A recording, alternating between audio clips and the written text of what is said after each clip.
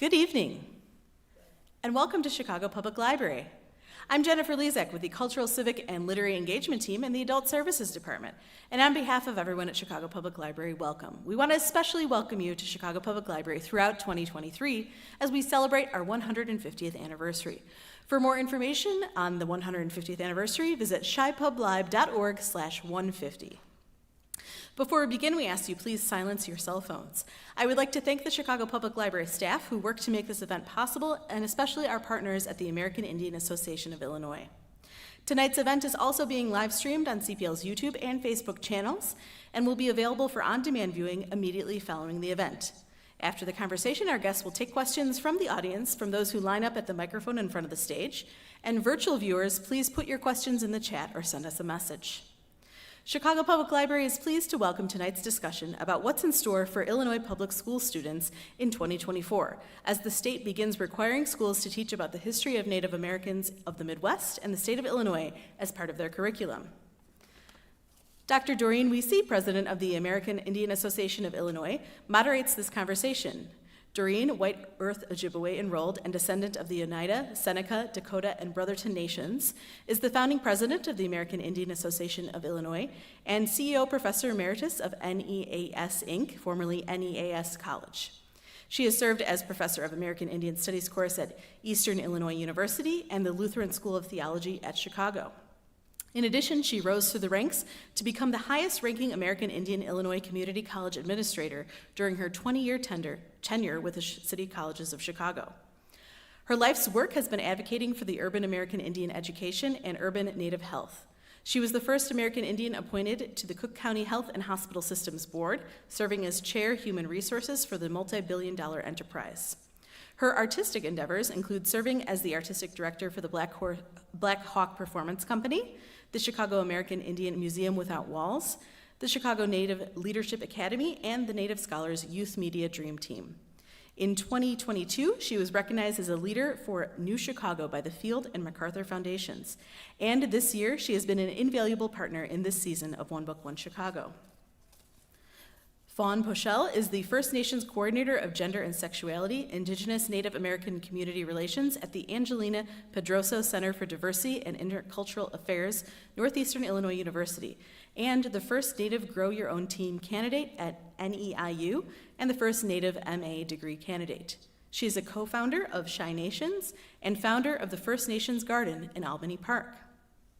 Clovia Meltar is an Agala Lakota elder, adult educator, public school parent, grandparent, and faculty emeritus, NEAS College, and the first Native person to receive an MA degree in public health from the University of Illinois, Chicago.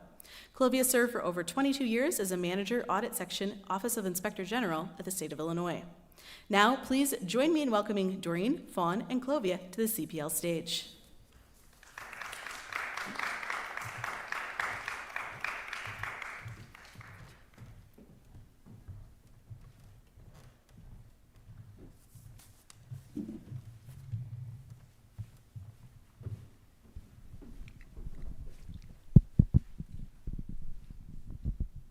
Testing, testing. Can you hear me? Yes. Okay. Bonjour, Anine. We're so happy to be here with you this evening, and we hope that you will continue to follow us with the library and what they're doing, and it's a wonderful program. This is just amazing that this month is going to be so much attention paid to the book. They're there, and they're going to have special guests, and we're going to bring the Black Hawk Performance Company there and here, and so it's very exciting. But here tonight, we're here to talk about the recent law that has just passed, HB 1633. And as educators, we have really spent our whole lives waiting for such legislation. And it's amazing that it happened at this time. But there's so much that has gone on to bring us to this point. As people often say, we stand on the shoulders of our ancestors because they did so much work before us, and they not only worked, but they suffered so much to get us to this point in time. And I'm going to give kind of a brief overview of all of Indian history, and I don't know, did you already see the film? Are you going to show the film later, Jennifer? She might be going to show the film later. I'm not sure. But so that I'm going to give you a brief overview. Oh, she's going to show it now. Okay, sorry. Has Chicago always been Indian country? From creation, say the American Indian people. Over 150 tribes have called Chicago home. From creation, say the over 500 tribes across America that speak over 200 languages and reside in every state, city, town, besides every reservation. From creation is what our ancestors told us. From creation, just like the forests, rocks, lakes, mountains, animals, and plants. For thousands of years before Europeans touched the shores of Lake Michigan, tribes with rich, complex societies called the Miami, Illinois, Iowa, Chippewa, Potawatomi, Ottawa, Odawa, Kickapoo, and Ho-Chunk were born here. They hunted, fished, birthed their children, prayed, and died right here in Chicago. The food was plentiful, and transportation was swift by canoe. Forests, rich with hardwoods, stretched across the land. Chicago is still home to many people from those same tribes. Even though over 300 treaties were signed, wars, disease, displacement, and relocation destroyed over 90% of the entire native population between 1492 and 1890. Their main food source, the buffalo, was slaughtered, and most of the Indian people were eliminated. Where there had been from 30 million buffalo and from approximately 18 million Indian people on this continent, by 1890, there were less than 1,000 buffalo remaining and less than 130,000 Indian people still alive. Those Indian people who remained were herded onto reservations from which they could not leave. Their lives regulated by those from different lands, from different cultures, who wanted to destroy all that was American Indian.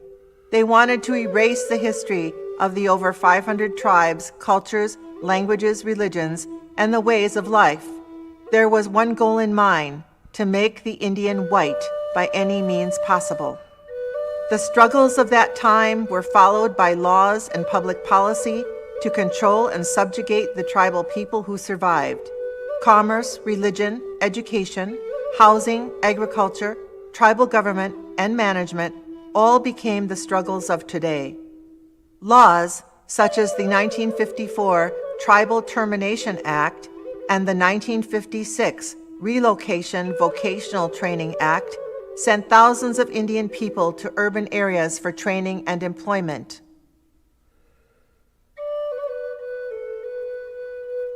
But poverty, poor health, low levels of education, second language challenges, prejudice, and lack of social support became barriers to recovery for tribal nations. Chicago was a major relocation act center, and once here, people began to put together the building blocks for their survival.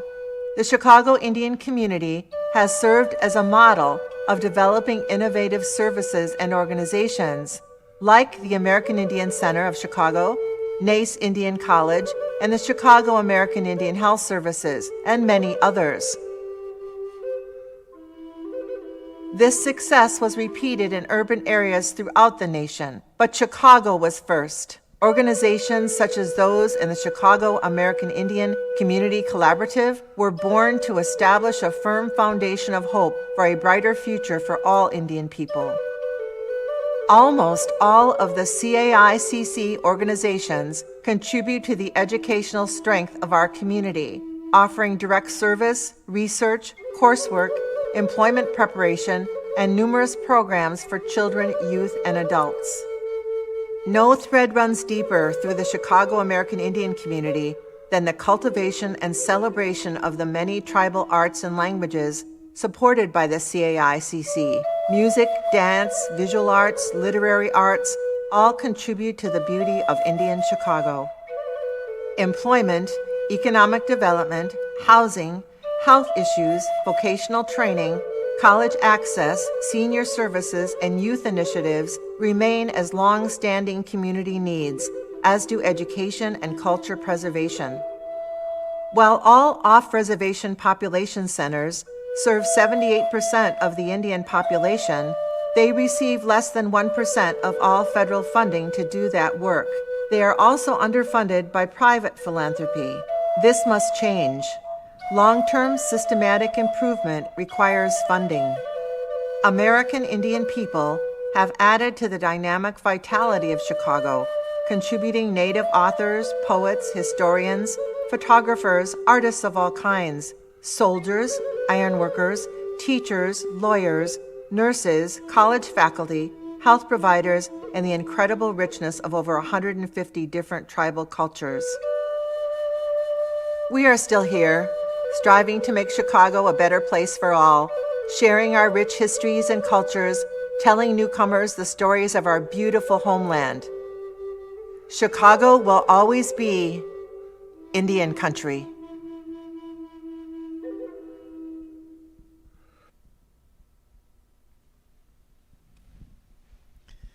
Well, that was a brief overview of the last 10,000 years. No, I'm just kidding. In 5 minutes or less. Well, thank you again so much for coming. As you can see, there's a lot of territory that will need to be covered in HB 1633. But we hope that there will be an understanding of how learning and education was much different for us before the white man came. And that's really the foundation of our story. And that was thousands of years. It wasn't just a few hundred, it was thousands. And so that, while much of that is still, was lost and is being rediscovered and being recreated, that is the foundation of who we are as tribal people. So that said, when we come kind of fast forward to the last 200 years, and we're trying to look at, because that will be mostly what people will look at when they look at the curriculum, because we look at then recorded time. We look at places like the Newberry Library, and when they talk about original documents, they're talking about things that were typeset, that were printed, that were photographed. So all of that is very new compared to the history of our people. Our history is oral, was oral, is oral. And so that so much of it, what remains is passed on through our elders and through the people that have retained that language and who learned it from their elders. I often speak at universities, and I go, and now I'm in a big library, and so I would say, what knowledge there is to know about Native people. Maybe you might have 0.1% in your library, and I'll be talking to people at the University of Chicago, Northwestern. It's very, very tiny, the amount of knowledge that is there. And so that's why we have to still keep uncovering it and creating it and remembering it, because there's so much, and there's so much that the anthropologists and the historians and all those people don't know about us. And so the misconceptions are there, but unfortunately, oftentimes when people go to write curriculum and to teach in schools, and I have done that myself, you're relying a great deal on what you find in the written word. And so that makes it difficult, because sometimes even you are perpetuating knowledge that is incorrect, because we didn't have it all. I mean, Clovey and I come from a time we didn't have internet. We had the index file card when you went to the library. So it's a lot harder to do research, to write research when you don't have all the right tools. But what we did have is we did have oral history, so that we were fortunate enough to learn that from the elders that were available when we were growing up. And when I came to Chicago, I came as an 18-year-old, and I was able to meet many of those people from that time. And coming here, I was thinking about how we all experience life, and we all experience Chicago as Native people from a different perspective, because we come in a different time, and we come from different places, and we come from different families. So there is, and there's been much written about how there really was never anything called, American Indian or Native American or Indigenous. They do not capture who we are as tribal people or as individuals. And so while people tried to think of a way to improve on those descriptions, it's difficult because in all the laws they speak about us as American Indian people. So we can't do away with that term because that would then all the laws would become invalid. Those of you who might have studied law realize that one word makes a difference, even one spelling makes a difference. And then all the treaties were made, as I said, with us as American Indian people, and then they also mention our tribes. And so there are many treaties that involve Chicago and Illinois, and I always ask people to look at those treaties because they begin to at least tell the story of the treaty period. And then if we look at going into modern times, as I mentioned in the video, there are laws that were passed that the reason we had any education programs here were because of federal funding that came to Chicago after relocation. So it was, if you look at it in terms of funding, it was an effort to keep people here, to keep them away from the reservation so that the government could take the land. It's always been about taking the land. So if you understand that, why a lot of laws and treaties and programs, a lot of it has still to do, and you've probably heard about the oil pipelines and the pollution of the water and the pollution of the wild rice beds and the killing. I think the killing of the buffalo, and the Ken Burns film is coming out in 2 weeks about the buffalo, really also tells a big piece of the story about. And how many of you here have ever tasted buffalo? Do you go to Whole Foods and buy it? It's really expensive, right? Well, just think of that. That was everywhere. And one buffalo could feed a whole village for throughout the whole winter.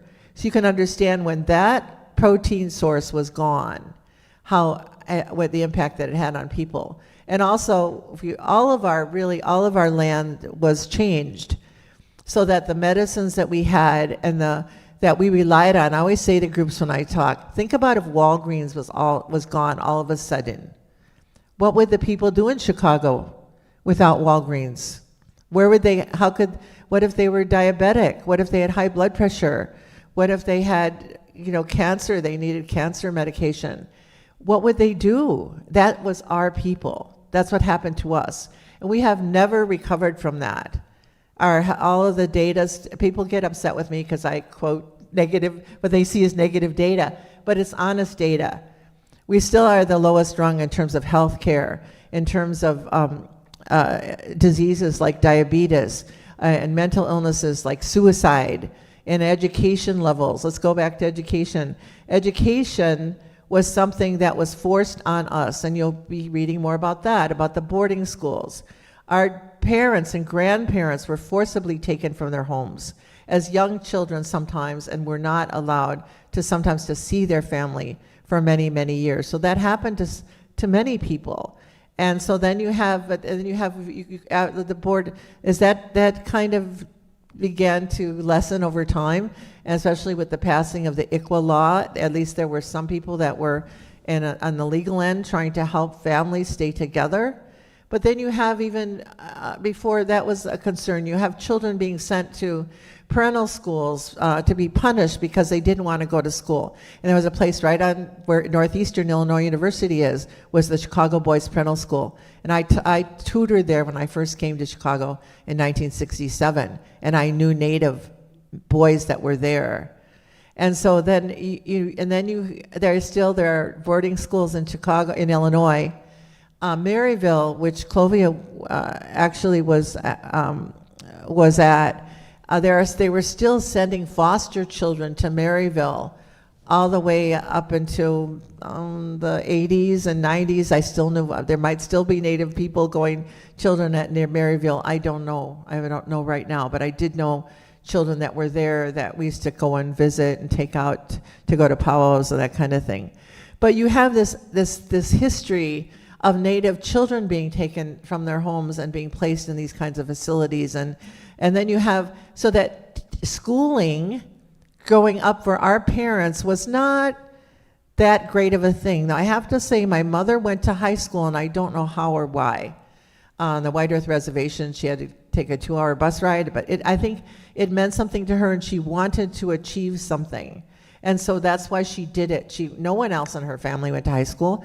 In that time, the 1920s, the 30s, no one graduated from high school. It was very rare, unless that was a big push on your reservation. My mother went to boarding school. My grandmother went to boarding school. And so they had kind of a neutral view towards education, but it was not supported. No one ever looked at my grades. No one ever looked at my report card. No one ever visited my school for my family. No one came to my high school graduation. What does that say? It was not important. It just was not all that important. So I think education has been different for us and then the generations after us than it was for our parents' generation. And I was fortunate enough to come to Chicago when they were just building programs that they wanted, where they wanted to teach about Native history, Native languages, Native public policy. And so that's when I came. All that was just starting. And there were Native elementary school programs and secondary programs and alternative programs. I started the first Native Adult Learning Center in Chicago. And so you have this building of programs for the very first time. And it created a lot of things that have rippled across the entire nation. But I just want to kind of bring us up to that point. So at this point, I'm going to ask our panelists as to what have you been your experiences in education? And I'm going to start with Clovia. I think it's on, just talk. Can you hear me? Oh, good, okay. My experience with the educational system is, excuse me. Well, I'm 73 years old, so I'm kind of way up there in age. But when I was younger, I originally came from Pine Ridge, South Dakota, and I came here through the relocation program. And when I came here to Chicago, education really wasn't, well, first of all, there was very few Native Americans that even had an education. There was a lot of, it seemed like with the Indian population, school wasn't really a priority, or maybe it was family dynamics, I'm not sure what I want to call it, but I managed to get through school, and I have a master's degree in public health. And at that time, shortly after I got my master's degree, I ended up running a truancy program at the American Indian Center, because there was it was identified that there were many Native Americans that were truant and not really going to school on a regular basis, and just doing very poorly. And so through that truancy program, we ended up having 40 Native Americans that came there to the program that I was involved in. And what we did was we helped them with trying to get back into the regular school system, and also helping them try to get involved with cultural stuff at the Indian Center, and with homework and everything, and trying to determine what was the cause of them not actually attending school. And about that same time, I believe that there was also another program called Little Bighorn High School that had been recently established. And eventually, at some point, a lot of the students became actively involved in that. And I know that Little Bighorn High School had their own educational, they started out in one of the regular high schools, and then they moved to their own building. And I do know that at that time they were focusing on, in addition to making sure the students knew the core requirements for graduation from high school, they also incorporated a lot of the Native American history and culture to kind of give, I guess, a sense of identity to the children, to the high school students that were going there. And then I then later became involved with a GED program. where a lot of our Native American adults, I want to call them adults, that came through that program. And one of the, and when I mentioned this to Dorene, I was really shocked at the grade point level. You know, when you go to high school, you're expected to maintain a certain, well, if you can recall from being in high school, you got to take these tests that determine that you have finally achieved that level where you can actually graduate from high school. So within the GED program, it's really to ensure that each student gets at that 12.9.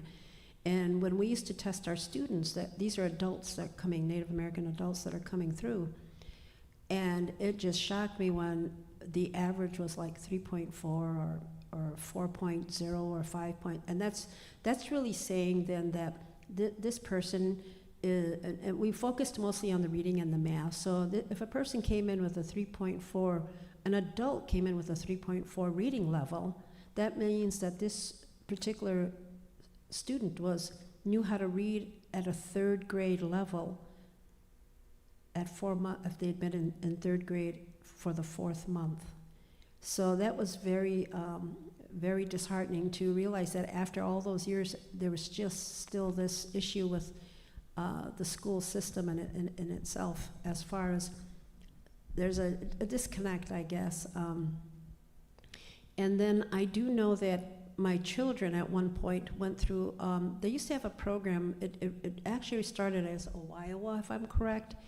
And at that Iowa, that was for the younger children in grammar school. And at Iowa, they received funding to have not only the regular school curriculum, but they also incorporated in their Native American activities like dancing and learning a little bit about the history of Native Americans, and also the cultural part of it. And somehow, I don't know how it happened, but it changed. So that program is still in existence, but that whole focus of being culturally, I guess teaching children about culture and all that just kind of faded away. Now it's more of data. How many Native Americans are going to school? Not so much a concern about whether or not they're even learning about their own identity as being Native Americans. So basically that has been part, and I was an adult educator for 20 years. I also taught with the city colleges. I worked at Wright College, but I really didn't, at that point, I didn't really deal with a lot of Native Americans, although I did deal with one.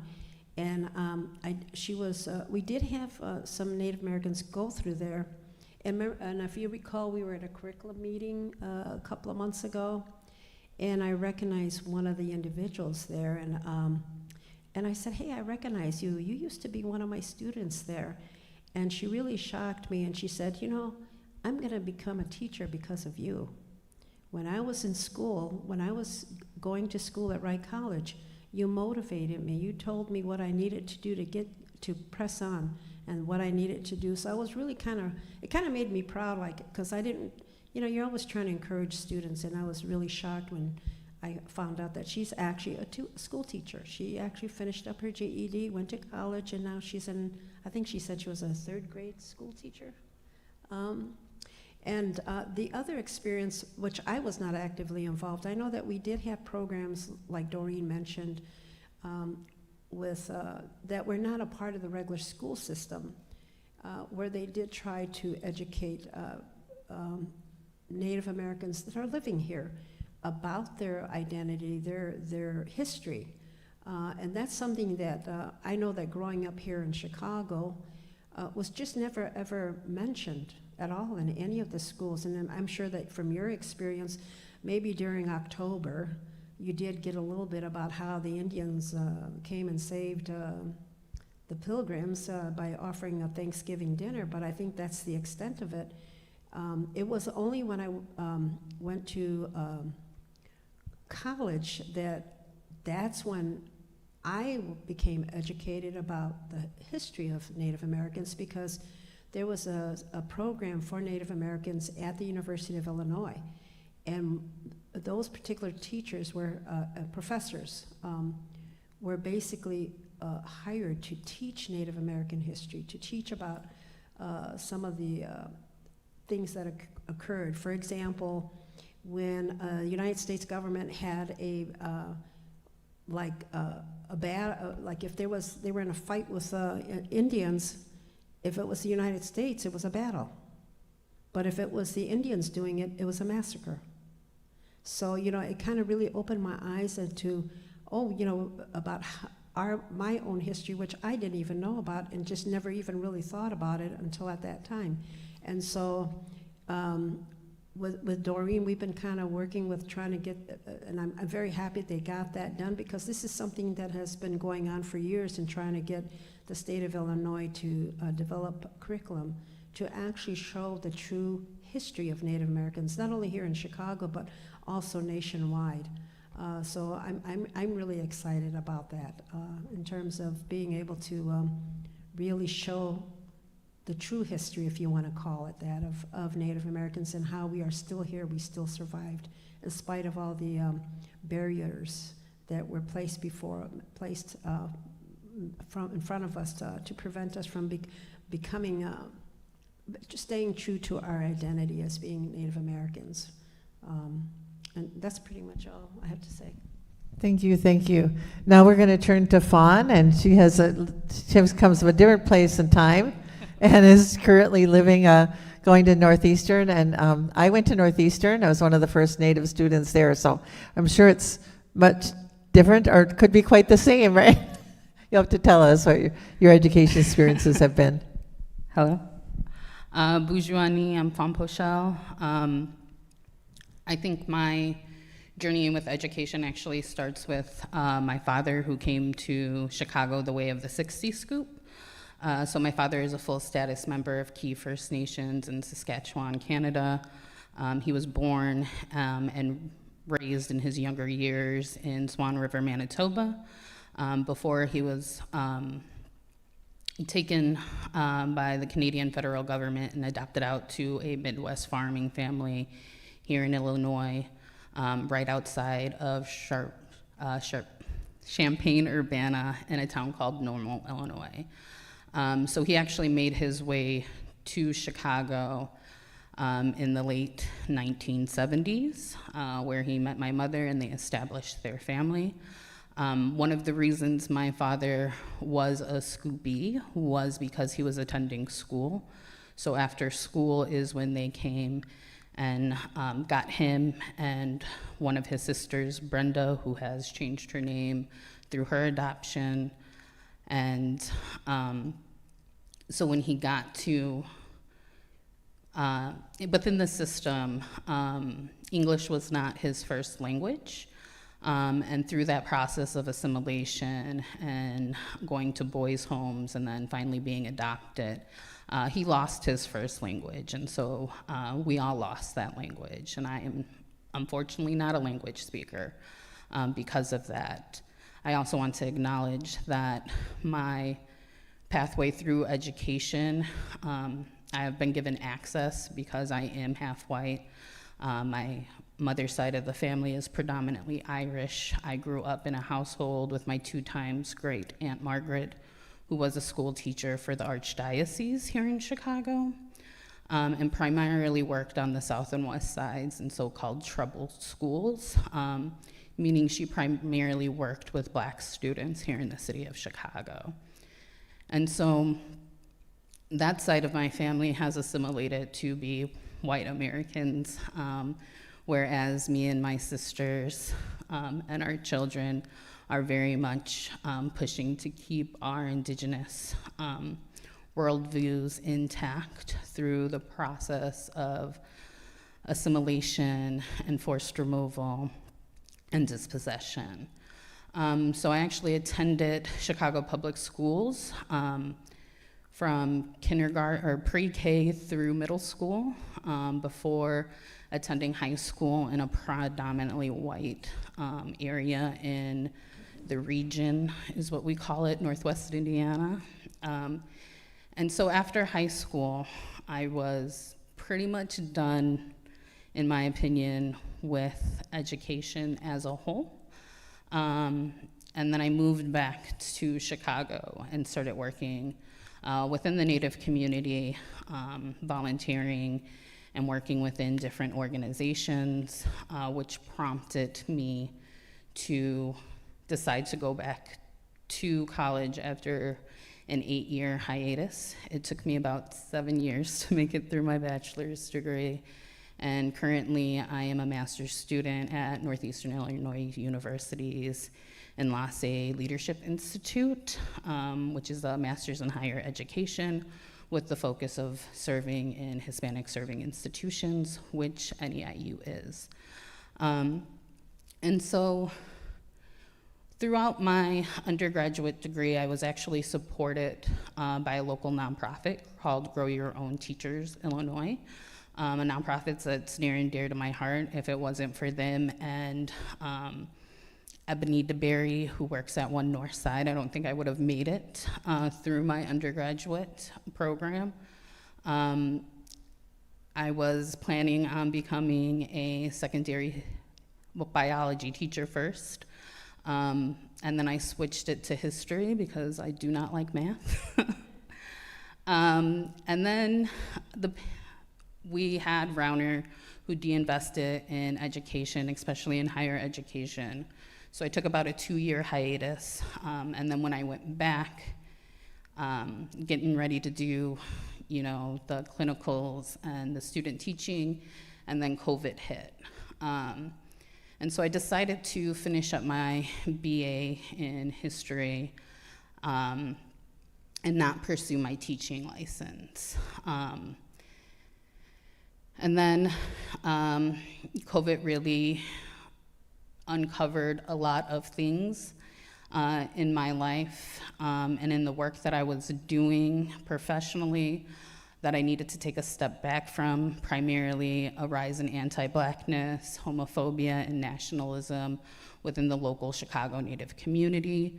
And I was bought into the Angelina Pedroso Center by my coworker, Valentina Gamboa Eterna, who is the Associate Director of Latinx Student Success. And first, I was bought in to help them develop their Native Heritage programming. Then I applied to be the interim Director of Gender and Sexuality for the Pedroso Center.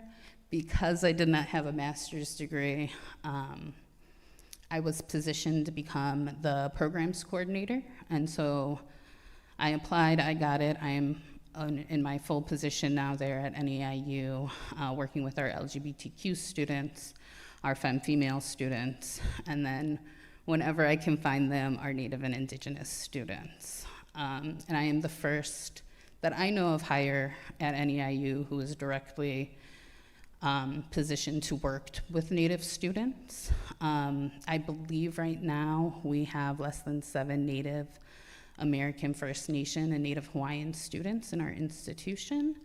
I am one of them. And so we have a lot of work to do. And part of that work that we're doing is through our Land and Labor Acknowledgement Committee, which I sit on under the lead of our Director of Equity, Diversity and Inclusion, Dr. Shireen Rashanrava. And so my work with land acknowledgements at NEIU actually started in my undergraduate when I was pulled in by one of my professors, Dr. Lori Fuller, in Women and Gender Studies, to read the land acknowledgement that they had created for their defund movement for the campus police. And then once I became an employee, we decided to start the committee. Currently, NEIU only has 1 Native faculty member, Dr. Joe Hibden, in our mathematics department. And so between me, Joe, Shireen, and Lori, we have led a lot of the land acknowledgement work, and we also have many other wonderful committee members like Sandy Vu, who is the head of our research department at NEIU, and I definitely got her title wrong. And throughout our time there, we've also had different committee members step up and do the work. Through that work, we want to center the way that settler colonialism has really impacted Chicago. And so part of that is, after the creation of our land acknowledgement, we ask when anyone in our institution read that they themselves make a donation to our first ever Native and Indigenous Student Scholarship, but also ask the audience to contribute. There are a lot of institutions that do land acknowledgements. Like, for example, UIC does land acknowledgements, and a lot of the time they'll ask you to donate to local Native organizations. Unfortunately, NEIU does not have that privilege. We have to do the work internally to support the Native students that we do have on campus. And we also have to work on how are we recruiting Native students and ensuring that once they are at NEIU that they're graduating. I know many Native people who have been through the NEIU building, and many of them who have not graduated. One of the hopes I see for our institution is actually getting a count on Native people who have been enrolled within the institution and understanding how many we have made it across that finish line and received their degree. Just for the institution to look internally at themselves. And so this position also allows me to do some more research about the city of Chicago. And so last December, I was able to publish with 60 inches from the center an article talking about the erasure of Native people from our cityscape, starting with the city seal and breaking down the racism and white supremacy within the city seal that marks all of our buildings. You will see it as you walk out the door today. And also really reflecting on what it is that I can do in higher education to help recruit Native students from high school into a institution like NEIU that will really help service them with our low class sizes and affordable tuition. Thank you so much. There's so much that you said. That one of the things that really hit me was in 1973, 50 years ago, there were 7 students there. I was one of them. So you can see what a long, hard climb it's been, and it's really, and sometimes didn't go anywhere too far. Well, it didn't go too far. So, I mean, that's just typifies the work that we've been doing here. And it's, that's why we're encouraged by the bill. But on the other hand, it's like there's so few of us to do the work.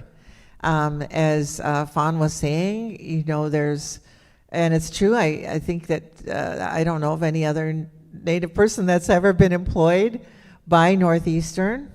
And that was the closest university to our community. So that's why it's been so tragic, you know, that we haven't had any people there to recruit and support our students. The other thing I think probably forgot to mention was that out of the nonprofit that I first worked for was the Native American Committee, grew NACE College. NACE College was created in 1974. At the same time, tribal colleges were being developed, and some of the same people developed that. So in Chicago, we had the very first urban American Indian college in the country, and also we were located on many reservations. So they were searching for some of the same things we're searching today. What should we teach? You know, how should we teach it? How can we recruit students? How can we maintain them? How can we graduate them? And I did have that experience. I had 300 American Indian students at Truman College, Chicago City Colleges. I'm retired from there. I'm an administrator. I was the first dean in city colleges, and I retired as that. But that's where I really learned a lot about students, about recruiting and retaining them, and what it took to take people from who had really been, in some instances, never held a job, who had worked in their own communities on reservations, or who had worked in factories In the 1970s, Chicago was still a big factory town. So we're talking with people who might have even graduated from high school, but maybe they had a third grade reading level, as Clovia was saying. They had never been in a college or university.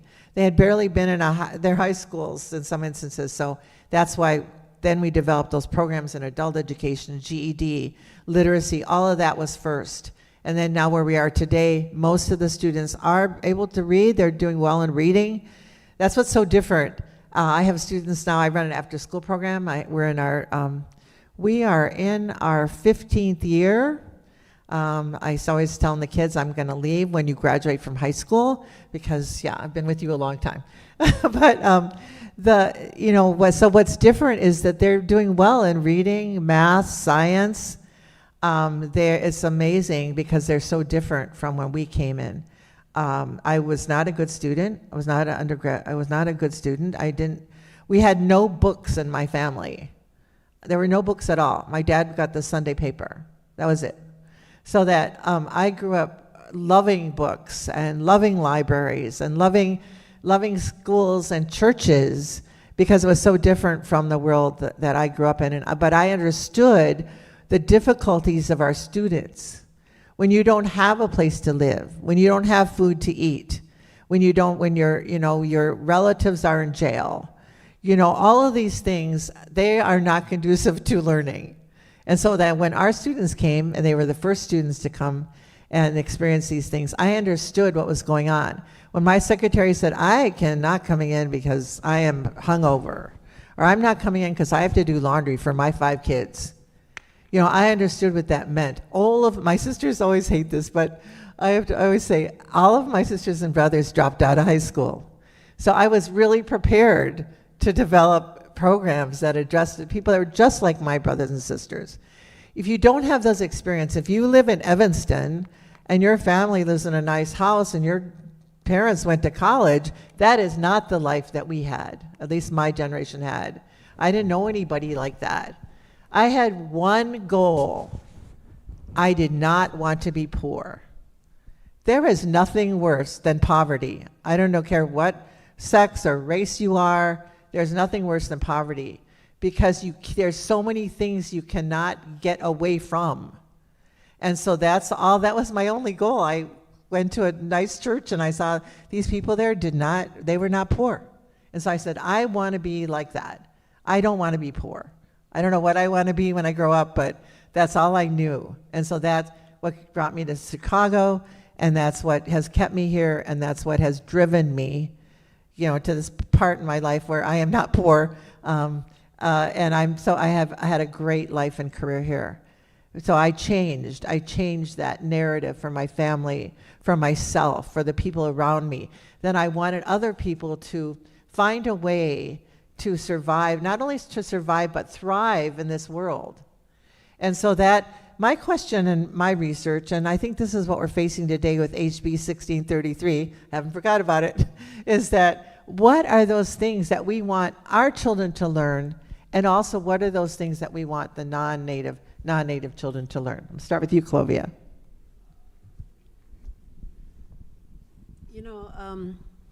Can you hear me? I'm not always sure if you can. I have when she was talking about her experiences, my own, before I answer her question, what she brought to mind, English is not my first language. I learned to speak English when I came here. And one of the most difficult things for me was to even try to interact with anybody because I couldn't really speak English. So my refuge was in libraries. I went to a library every week. I got all the books and I just learned how to read, and that became my joy. And then I realized, just like what Dorene was saying, when I was a young girl, I worked in factories. I worked some of the jobs, crazy jobs that I had, but it was to survive. But then I was in the same mind frame. I don't want to be poor. So I took whatever advantages that were put in front of me as a Native American. I took advantage of those, and then I went on to college and got my college degree. I actually went to the University of Illinois. Then I went to Nace College in got my BA degree, and then I went on to the University of Illinois graduate program there and got my master's. And I'm officially retired now, and I'm going to say that I do have a good pension, I have good Social Security, so I guess I've fulfilled my goal in that sense. But going back to what Dorene was saying about this new, where the schools have to teach the curriculum on Native Americans, I have a granddaughter right now that goes to school. We don't live right in Chicago, we live out of Chicago, and I said, oh, I said, today is a really great day. I said, you're going to have to learn all about Native Americans at your school. And she was like, well, we already learned a little bit. And she's talking about she was just talking about Columbus and those kind of things. But I said, no. I said, we're going to go, I said, it's going to be more than that. I said, the whole state of Illinois is going to have to learn. I said, the teachers are going to have to change I said, well, we're helping develop curriculum as to what the teachers need to teach. And as far as and I was trying to explain to her, well, you're going to learn a little bit more about being, what our history is, how we got to the point where we're at. And my goal is that they're going to teach about relocation, how that really seriously impacted people. I came here on the relocation program. And that purpose of that program was to assimilate Native Americans into the mainstream American society. And I guess in a way it kind of worked with a lot of us. I mean, I've achieved that so-called goal of being a good, as my husband would say, oh, you're just assimilated. But I've still tried to retain my culture and my identity as being a Native American. So I also pointed out to her, well, you're going to have to learn about the things that occurred here, why Native Americans lost their land, the treaties, and all the things that you were talking about. So I'm hoping that that all, and I did explain to her, all students have to be taught this, that they have to learn about the real truth about how the United States government tried to kill Indians. The United States committed genocide. And of course, nobody really wants to realize that really occurred, or how they deliberately gave them blankets for smallpox to kill them. And the reason why they killed all the buffalo was to get rid of them. The whole purpose of it was to just get rid of the Indian. Because, again, the most top that comes up, land, precious land. They just wanted the land.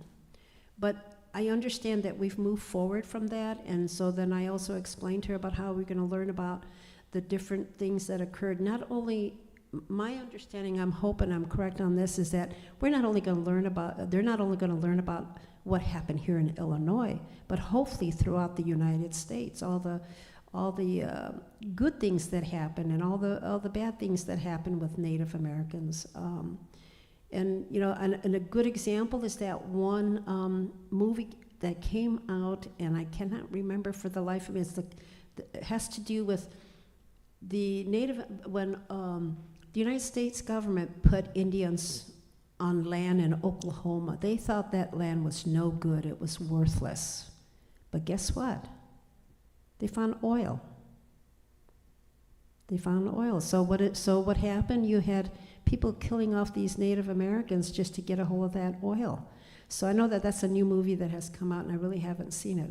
Or to find out what happened with the massacre that occurred where, 38 Indians were killed because they were trying to feed their family, and how corrupt that whole reservation system was, the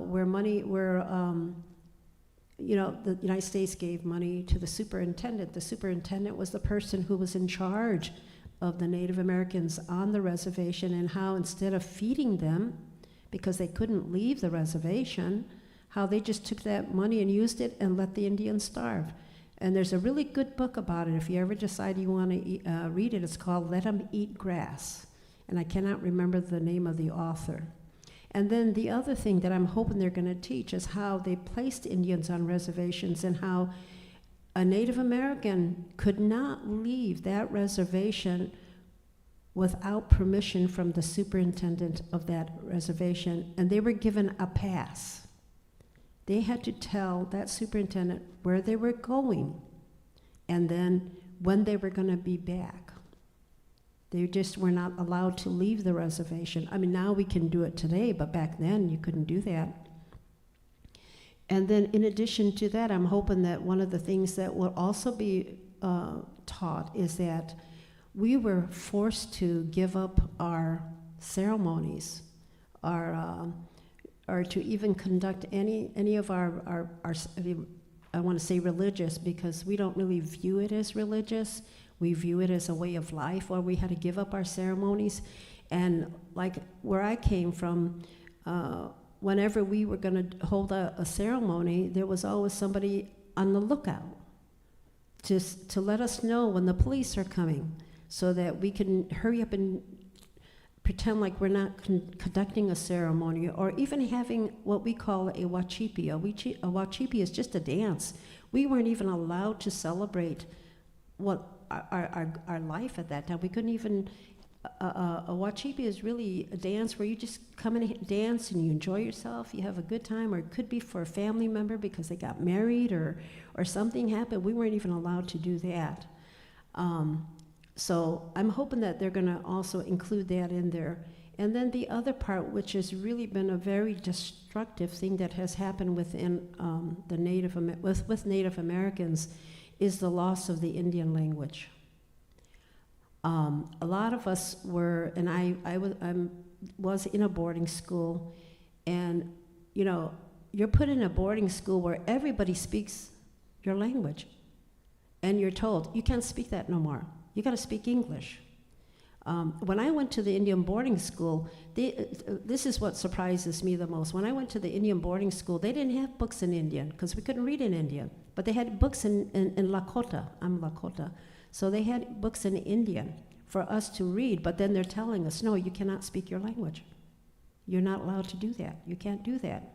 And thankfully, where I was at, I wasn't as punished as much as other Indian tribes were, other people that were in other different boarding schools. So I'm hoping that they're going to include that. And one of the craziest things which I could never understand is they had the United States government had that policy. You cannot learn. You have to forget that you're an Indian. You have to forget your language. And then I believe in 1972, then they turned around and say, "Oh, okay, it's okay now. You can speak your language now." So I'm hoping that those kind of things will be brought out and taught to not only, of course, the Native American students, but also all students that are going to the regular schools here, whether it's elementary or high school. So that is hopefully what they're going to be teaching. Oh, that's great. Thank you so much, because that reminded me of some things I didn't mention. That it's true, the Indian Religious Freedom Act wasn't completely approved until 1993. I'm sure most of you here were born around, or you weren't born in 1993 or after, before, but so it wasn't that long ago. And then my father was born in 1912. In 1912, Indian singing and dancing and religion was outlawed. That's why the powwow was so big today. Are there any people here who have ever been to any powwows? It's because it was outlawed for us. You can imagine, dancing was outlawed, and so those are important points. And people think that probably dancing is just like, I don't know, dancing is the polka or something for other people, but it's not.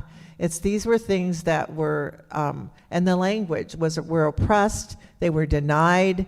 They were every aspect of our lives was controlled, and there are still many aspects of our life are now being controlled, but we have been since the 1960s, been trying to not only figure out how to get out of that, how to get beyond that. And I guess that's what, in the literature, it's going to be difficult for teachers to figure out in terms of their writing curriculum, because there are opposing points. Even our own people in our own tribes, in our own communities, they had different ideas. How can we help our people survive? What, should we completely assimilate and have control of our own land and be able to sell it and work it, or should we maintain the government, a relationship with the government, so that otherwise that can't happen? Because things did happen during when the land was split up and it was sold illegally and it was stolen, and I mean there's so much history, and that's the difficulty of Illinois, is there have been so many tribes that have lived here over time that there's not a simple story, and involves all what happened in Illinois involves all the history that happened in the entire United States, and Canada. Let's not forget that. Most of the Native people, not most, but a lot, there's thousands of Ojibwe people, which is my tribe, and there are also thousands of Cree people, which is our Fawn's tribe. And so there was no border. You hear about there being no border. But how we are different is that our laws, our treaties have to do with our tribes here. So the treaties and negotiations with Canada are different. They are not part of any laws that were here. Sometimes they're mentioned, things like the Jay Treaty, but normally there is, when they were created, there were barriers, and the United States were being formed. So that, and the same thing with South America and Mexico, that they have different laws and different treaties and different land. So that's how we're kind of separated. At one time we were all one nation, but we were separated by these other countries that came to be in control of the land, or the land, they started taking the land in all those three parts of the country. But know that we have people that are on both sides of those borders. So, and I'm going to ask you, Fawn, then, what do you think we should be doing in terms of teaching in the future, and with this HB 1633, both for Native people and non-Native people? The first thing I would like to see is teachers throw away their lessons plans about the land bridge, which is predominantly taught in schools when bringing up history of Native people in the state of Illinois and Chicago public schools in general. Because we all have stories of our own creation, and so those are the stories that need to be uplifted and told. I'm not interested in whether or not Western science can prove our creation stories are based in what they feel is physically evident or proven, right? Because these are the stories that made our tribal nations human. They made us people, and what made us people are the lands that we come from. So I am OG Cree. My father, growing up in Swan River, Manitoba, was raised by his Cree family. Key First Nations is a Ojibwe band, Anishinaabe. So I identify as First Nations, OG Cree, Anishinaabe, or Soto on any given day.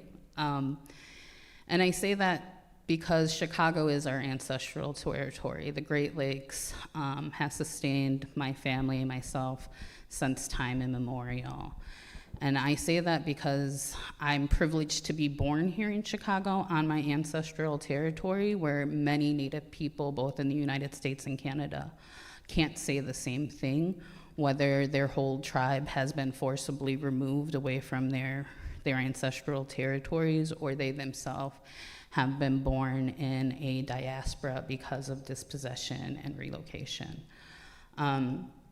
And so when I think about elementary school education, I want to see more first narratives of Native people. There is a plethora of Native authors growing each day. We are here because Tommy Orange, and they're there. And my new favorite author, Patty, who is also Anishinaabe, published a book called Becoming Kin. And in that book, each section ends with a question to the reader. And what stood out to me in that is she asks the reader to question why you don't see Indigenous voices being represented. She also asks you to question why you don't see Black voices being represented in different spaces. And so when we think about the creation of the United States, it's really built on territorial conquest, genocide and replacement of indigenous people, and chattel slavery. And we shouldn't forget that through the transatlantic slave trade, our Black siblings still carry on part of their indigenous identity, and it comes through in a lot of different ways, through dance, through music. And I say that to say that a lot of the times, especially in the city of Chicago, Native and Black communities are pitted against each other. One example recently was the renaming of Lakeshore Drive to DeSabo Drive. I'm not gonna say the whole thing because I'll mess it up. And so I heard a lot of narratives about it should be named after DeSabo's wife, or it shouldn't be renamed at all. And so I hope when teaching about the history of Chicago, we teach about the history of Native people, and also understanding that before colonization, Native people didn't go by blood quantum, right? And now it's became a way that we have to enforce in order to keep culture alive and protect our tribal nations and sovereignty within the United States and Canada. And so blood quantum is important to Native people today, but historically it wasn't. And so when I think about DuSable, I think that he, at the time, was actually part of the Pokagon tribe. He married in, he was given access to trade routes. Him and his wife spoke multiple languages. And so this transformation of the way that we were able to govern ourselves is really foreign to us still. And so we've talked a bit about treaties. There's 5 treaties that impact the current city of Chicago, the last being the Second Treaty of Chicago, which led way to the formation of our city. And in between the Treaty of Chicago and the founding of the city of Chicago, we've seen the creation of the Chicago Police Department. And so the Chicago Police Department is a centralized policing agency that was developed in order to curb unwanted populations, unsavory immigrant European populations, but also ensuring that Native people no longer reside within the city of Chicago unless they were granted permission to. And so we still have Indian Boundary Park, and we need to start looking at the names and why things are named the way they are. Indian Boundary Park is just that. It's an Indian boundary. It's a boundary line that if Native people were found inside of that boundary line, that they faced all types of punishment, humiliation, death, sexual abuse. And so these are still very much real histories. Indian Boundary Park actually, in their playset, has a Native caricature built into the playset, the wooden playset, with a plain style headdress and very oversized lips. The building itself has just the heads of Native people. And so we need to start unraveling that history. I want teachers and students to feel uncomfortable about the history they're learning, because for so long we have just normalized the violence against Native bodies, Native peoples, and Native lands. In addition to that, I also want us to think about the way when we teach Chicago history, we teach it as one of the keystones of Western expansion. And what I mean by that is Chicago was really developed in order to spread west across the Mississippi. And so when we think of things like Manifest Destiny, the railroad system, all of those things have roots situated here in the city of Chicago. Our waterways gave us access to trade, and that was manipulated by the settler government occupation in order to cause more violence and harm through territorial conquest and imperialism. And shifting, we talked about the American Indian Religious Freedom Act that started in the 1970s and was reiterated in 1993, but we haven't really touched about when Native people actually became citizens of the United States, which was in 1924. And I believe it's the Schneider Act that was created for Native people to be citizens, ironically. But Native people didn't really have the right to vote in most states until the 1960s. So we still have Native people who don't know they have the right to vote or don't even know how to access voting. One, because tribal citizens may not have addresses. Two, because they've never seen people in their family lines vote before. So legislation being passed here in the city of Chicago for Native education is huge for a lot of us. I personally have never had a Native teacher in my life. So I hope this also opens the doors for Native kids to see themselves as teachers, especially in the state of Illinois where we have a teacher shortage. In my family, we went from my father being a 60 scoop survivor, me being the first of my siblings to receive a college degree, to my oldest nephew being an elected official. So I also want teachers to realize that Native people aren't just poverty porn, that we're very resilient in the way that we function in our ancestral territories within the city of Chicago, who a lot of our families were forcibly relocated to, but also in general, right?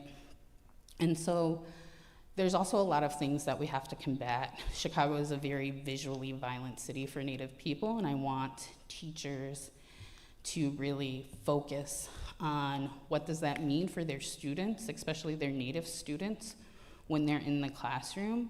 If young kids aren't seeing Native people as resilient, and all we're seeing Native people are as heads like the Chicago Blackhawk, or heads that are at Indian Boundary Park, or Plain Styles Indians in the Chicago City Seal, how are we teaching children that Native people are a thriving people? Like, the city of Chicago is one of the largest Native populations east of the Mississippi, and we make up less than 2% of this population. But we are also one of the most fastest growing populations within the United States. And so this is a very small step to start rectifying some of the harms that are caused in Western institutions, in our schools. I would also like to see teachers advocating for how much time is spent about learning Native history and the multiple facets of how Native history and Native sciences need to be engaged within the classroom. So I want to see educators and parents pushing on our school board to ensure that there is an appropriate amount of time within the Chicago Public School District to learn about Native people. In 2022, in June of 2022, the OIG actually printed an investigative report about the American Indian Education Program in CPS, and in it, it stated that CPS is not getting ED 506 forms, which are forms that secure federal funding from the John O'Malley Act for Native students, and programming for Native students, resources for Native students. And it's dangerous because without securing those forms and with CPS lying to the federal government, it actually puts our Native students at risk for not receiving additional resources that they are guaranteed by the federal government. That report also showcased that the Chicago public school system does not give any additional money to Native students to help them navigate through the school system despite the history of trauma that the education system has perpetuated against Native families and communities. And so I hope this bill also shines a light on the importance of the Indian Education Act in order to provide resources to our students. And so I'm losing my thought. But I would also like to see that teachers really get professional development in order to teach this, because we don't have many Native teachers, right? And so we're at the risk of wondering what kind of biases that teachers are gonna bring into the classroom when speaking about Native people. And so I hope this bill also creates avenues for teacher pipelines for Native teachers to be put in schools to teach this to curriculum. Excellent. There was a lot in there. But you can see we have a lot of work to do. And Can I add something? The form that she's talking about, that they're requiring, what it is that 506, that's proof of Indian quantum, proof of Indian blood. Because the school system, the Chicago public school system gets money based on, well, first you have to make sure that the person is actually a Native American, and they get money based on that. So the more of those forms are submitted, the more money the Chicago public school system gets. So I just wanted to add that. And it's very, very small. It's a very small amount to begin with, and that's why the larger issue, one of the larger issues, is again that federal money has not followed the Indian. Well, we have large numbers of Native people here. We have almost no funding for so many things like housing and education, higher education. That's why Nace College folded. They could not get federal money to run a college that had all Native students. So, I mean, there's a whole lot of all these areas. We could go into each one, but I think we have some questions. We have time. We have time for a couple of questions. If you have a question, please come up to the Anybody microphone. from the audience? For our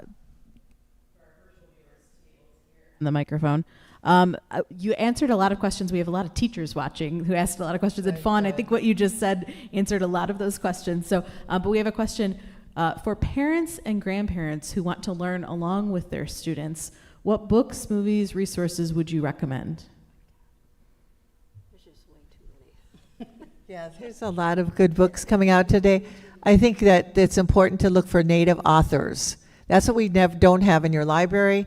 If you, in the past at least, there would be, if you wanted to look for Native authors, there weren't very many, but now we've had an explosion of Native authors and more people writing Native children's books, so that makes a big difference.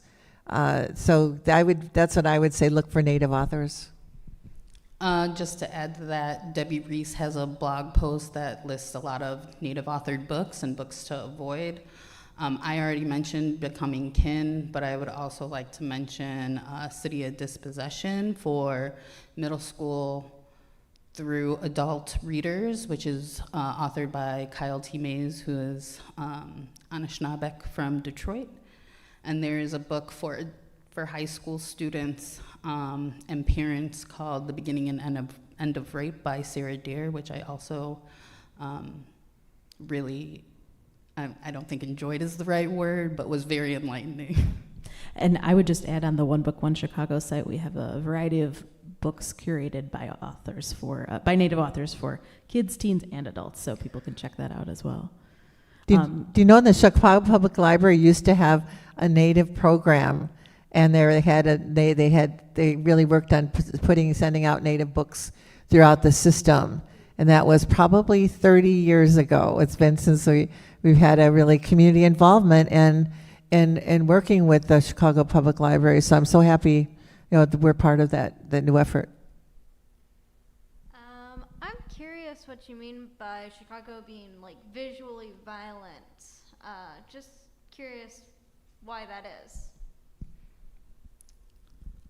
settler colonialism.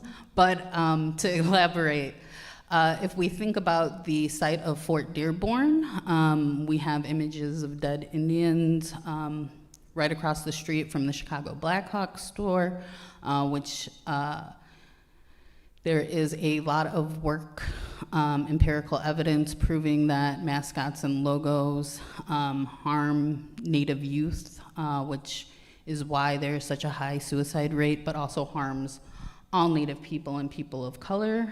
A lot of that work is done by Stephanie Freiberg. In addition to that, we have Sheridan Road. Sheridan was one of the folks who worked hard to almost murder and the bison, driving them to the brinks of extinction because he's said to say the only good Indian is a dead Indian, allegedly he said that. And when we think about Sheridan Road, there were a lot of Native organizations along Sheridan Road. So at one time, the American Indian Center was not too far off from Sheridan Road. St. Augustine Center, which no longer exists, was around Sheridan.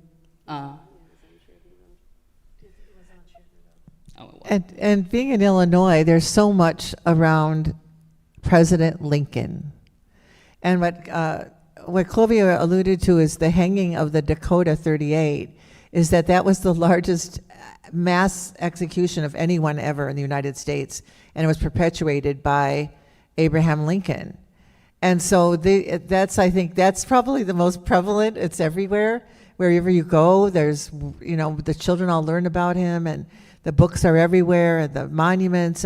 But I just wanted to say this about monuments, is that the monument to Christopher Columbus was removed, but the mayor never said it wouldn't come back.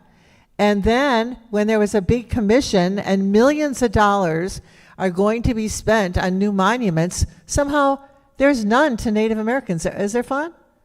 None. And this has really started the conversation. I filled out like an hour-long survey about monuments and things that are negative to Native people in the city of Chicago, and I thought that was going to go into some report.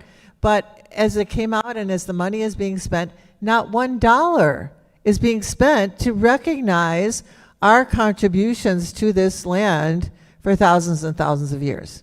And I think that says so much.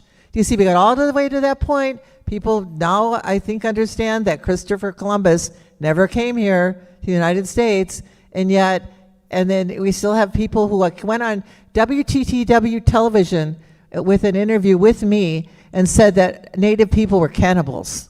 I don't know where this person got this idea, but that they went on public television and talked like that and spoke like that about our people.